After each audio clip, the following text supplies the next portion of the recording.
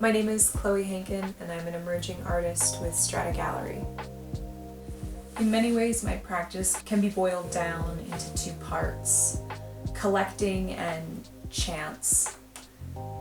From a really young age, I was always picking things up off the ground, off the street, and usually just putting them in a box or putting them in my pocket, and it's really come in handy for all the things that I've been making.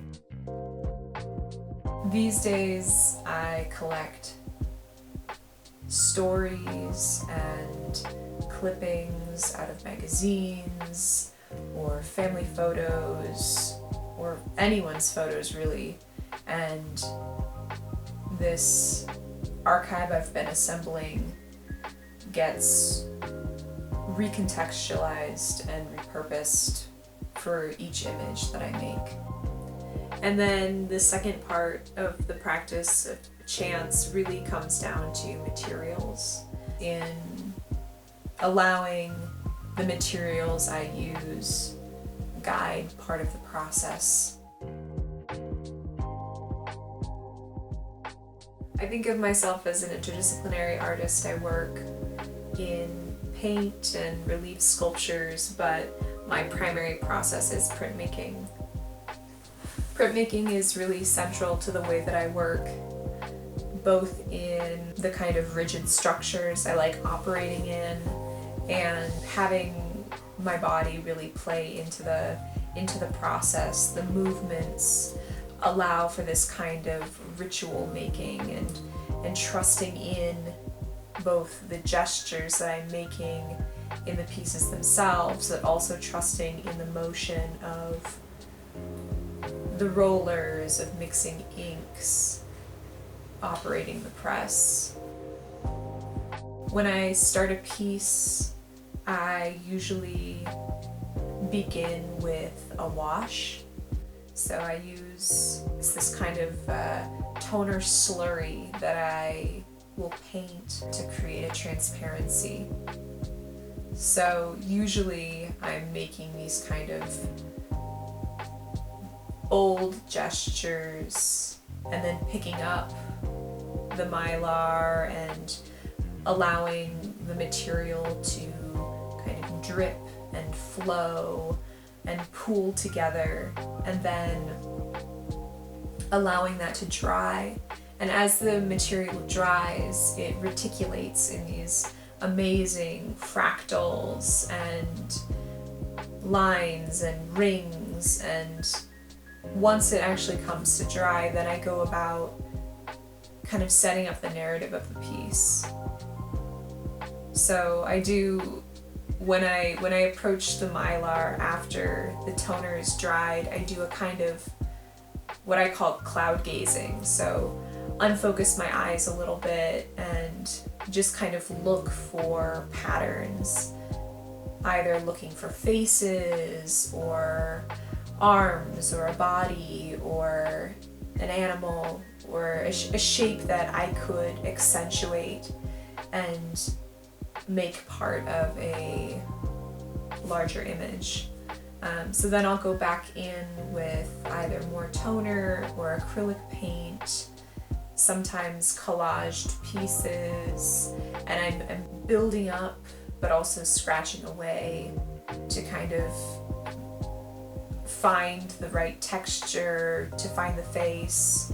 And I think that's what's really appealing about this way of working, is that there's no way to make a mistake and there are only pleasant surprises, whether being from working on a wall and accidentally picking up part of that texture, or in using a razor getting just these incredible lines. My undergraduate education was in wildlife ecology and natural history, and art making as well, and making these connections between what at the time seemed like kind of disparate themes. So it was kind of a grand project in looking. So a lot of the work that I make is pretty steeped in observation and these kinds of collecting sensibilities and thinking about the natural sciences and about the natural world.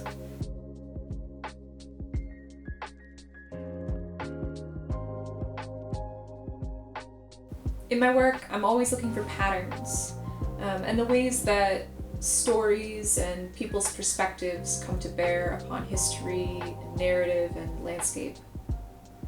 Developing an education in seeing this whole web made it challenging to divorce myself from these connections and move forward as a data-driven scientist. Art, in my mind, offered an alternative. A way to use this unknowing and a variety of knowledge sources as a scaffolding for these associations. To use the frame of a print to underscore connections between disparate themes and ideas. Many of my illustrations I can trace back to natural history guides and ecology diagrams, and images that give answers about why the world is as we see it. So why landforms, why this adaptation, and how do cycles of water move as they do. They're simplified and there's a kind of logic about them that's really appealing. And I mean, what was fascinating for me as a kid with these kinds of images has evolved as I've gotten older and been able to, I guess, accept nuance, and that the closer you look at something, the more gray you can see.